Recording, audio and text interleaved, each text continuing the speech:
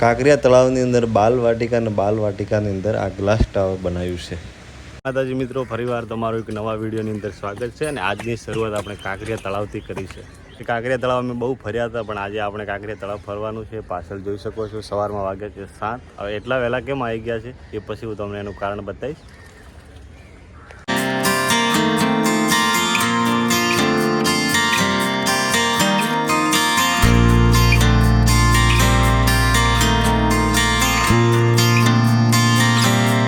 સવારમાં એટલા લોકો અહીં વોકિંગ કરવા માટે ચાલવા માટે આવે છે। અમે પણ છેક સુરતથી ખાલી વોકિંગ કરવા માટે આવીએ અહીંયા સવારમાં। કાંકરિયા તળાવ આવવા માટે એક જ કારણ હતું કે આ ગ્લાસ ટાવરમાં જવાનું હતું, પણ સવારમાં અમે વહેલા આવી ગયા છે એટલે બંધ છે।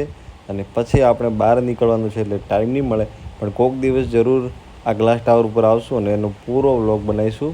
તો આજે ટાઈમ ઓછો છે એટલે આપણે ફટાફટ નીકળીએ છીએ, આગળ કામ ઘણું બધું છે।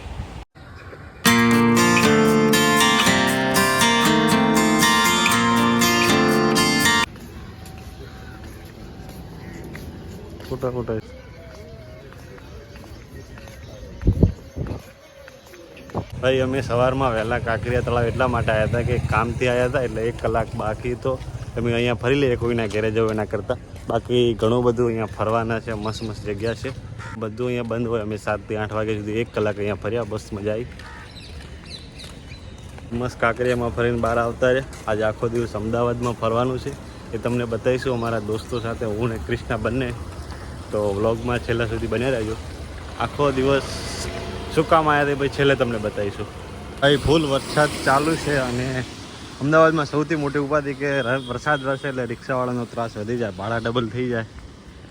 તો મસ્ત આપણે શામળાભાઈના દુકાને આવ્યા છે, મારા ભુવાના છોકરા છે।